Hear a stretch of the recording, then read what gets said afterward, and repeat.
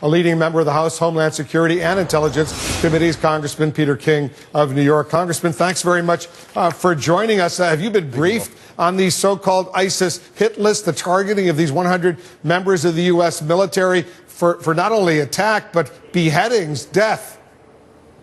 Yeah, well, not necessarily on this particular one, and I'm not sure if this is entirely new, but for the last 6 months we've been briefed on how ISIS is assembling names, addresses, phone numbers, basically using, as Pamela Brown said, social media. People on Facebook, they will say their husband or their wife is in Afghanistan or they're coming home soon or whatever.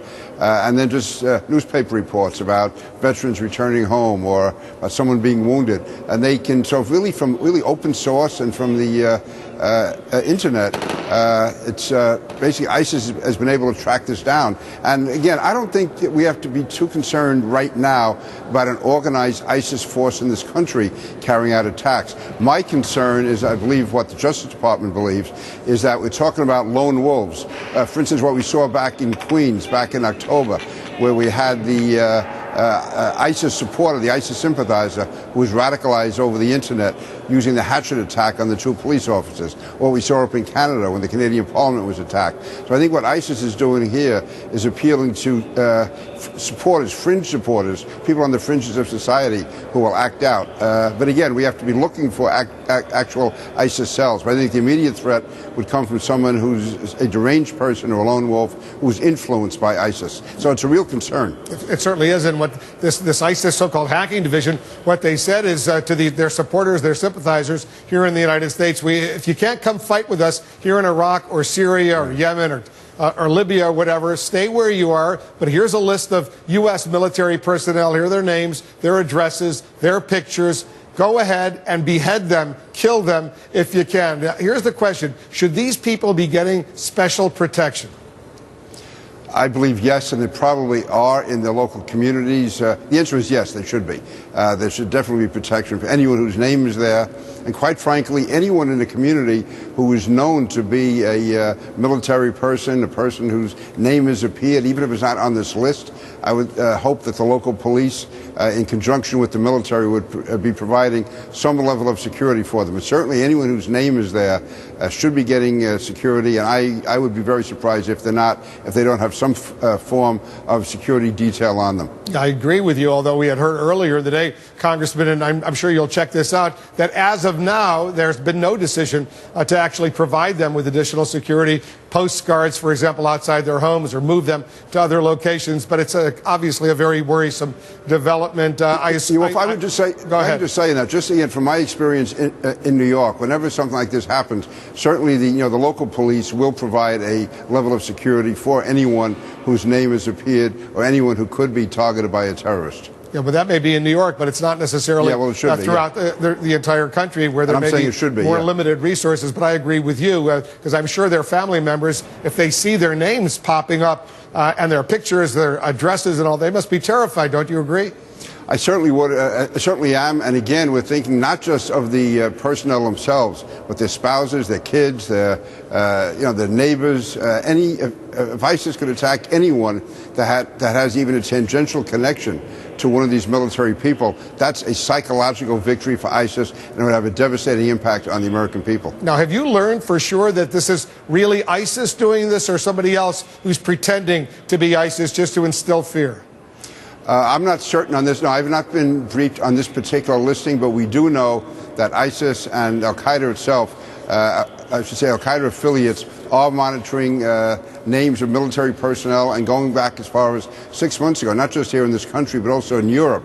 The Pentagon has been urging the American military to have as small a footprint as possible as far as social media is concerned, because anything, even the most harmless picture, Instagram, whatever, about personnel themselves or their family members or their friends, relatives, whatever, that could end up making them a target for ISIS or Al-Qaeda or any of this really alphabet soup of groups that are out there. I'm sure a lot of military families right now, they're cutting back on their social media for good reason. Congressman, I want you to stand by. We have new information coming in about what ISIS, Al-Qaeda, these Iranian-backed Shiite Houthis in Yemen are doing now that the U.S. has not only evacuated the embassy, but pulled out all U.S. special investments. We're back with Republican Congressman Peter King. We're talking about ISIS, other terrorist groups, the growing danger in Yemen after the evacuation of all U.S. and British military forces. Congressman, less than a year ago, President Obama cited Yemen and Somalia, for that matter, as a place where U.S. counterterrorism strategy was working. You're a member of the Intelligence Committee. Were you getting good intelligence at that time as far as Yemen specifically was concerned? Because now it's clearly a disaster. Yes, Wolf, when the president said that, either last August or September, when he made his first speech really on ISIS, we couldn't believe what he was saying. There was absolutely no evidence at all that Yemen was working. The reports were getting worse by the day. So I have no idea why the president said that. It was wrong to say it, not just because he was factually wrong, but that causes a loss of confidence by our allies in the region and encourages our enemy to see the president being so wrong on such a basic issue. So what you're suggesting, Congressman, is that there wasn't an intelligence community failure. They foresaw what was going on in Yemen, but there was a failure on the part of the president and his top national security advisors who prepared those remarks? Yes, I don't know if we were as positive that the Houthis would be as dangerous as they turned out to be. But even without them, the situation in Yemen was crumbling by the day. It was just Al-Qaeda in the Arabian Peninsula was becoming more and more powerful. The government was becoming more and more weak. The embassy was basically in a very dangerous position. There was no way in the world that anyone could say that the system was working or that his policy was working in Yemen. It was clearly a failure as far back as last August or September. It's gotten worse since then, but even at that time, there was absolutely no basis for him saying what he did. Congressman, you're one of 367 House members, Republicans and Democrats, who signed a letter to the president today citing grave concerns over the Iran nuclear negotiations. In the letter, it says, it says Congress must be convinced that its terms foreclose any pathway to a bomb. What specifically are you most concerned about right now? Because it looks like they may be on the verge of a deal that would eventually be approved by the UN Security Council. What I'm concerned about is that, in effect, this agreement, at least the way it's being reported, would be locking in place a potential Iranian nuclear program, because it has a 10-year limit, and it allows Iran to go ahead with measures, with programs, which at the end of that 10 years, or even before then, if they decide to pull out, they would have the capacity within a very short period of time to have a nuclear weapon. So in effect, what we're doing, what the president seems to be doing, is giving them this almost guarantee that within 9 or 10 years, if they wish, they can pull out, or even before then, they're still going to be going ahead with production, which really, to me, can only lead toward a nuclear weapon. And so I don't see the plus in this at all, and it, in effect, is given almost immunity to Iran, and that's why you find such a large number. This is not partisan, an overwhelming number of Democrats and Republicans, in addition, of course, to the Israeli government. But right here in the U.S., in the U.S. Congress, the House and the Senate, you'll find overwhelming concern about this agreement. I want to get your reaction to your fellow Republican Ted Cruz, the senator from Texas, announcing today his candidacy for president of the United States. You put out a statement suggesting you likened him to what, a carnival barker. What did you mean by that? What I mean by that is that we have very, very complex issues facing the country today, and he goes out of his way to oversimplify. For instance, to say that Obamacare, we could end Obamacare in effect by not funding it and shutting down the government, is absolutely wrong. That's a wrong signal to send. We need intelligent debate in this country. Now, Ted Cruz may be an intelligent person, but he doesn't carry out an intelligent debate. He oversimplifies, he exaggerates, and he basically led the Republican Party over the cliff in the fall of 2013. He's shown no qualifications, no legislation being passed, doesn't provide leadership, and he has no real experience. So to me, he's just a guy with a big mouth and no results. Would you support him if he were the GOP nominee? I just hope that day never comes. I'll jump off that bridge when we come to it. But you're leaving open that possibility after you said what you said? Is that what you're saying? No, well, it'd be very difficult. Again, maybe he can go on the road to Damascus. He can have a complete conversion. But the way it is right now, it would be very difficult to support Ted Cruz. When are you going to announce whether or not you're running for president?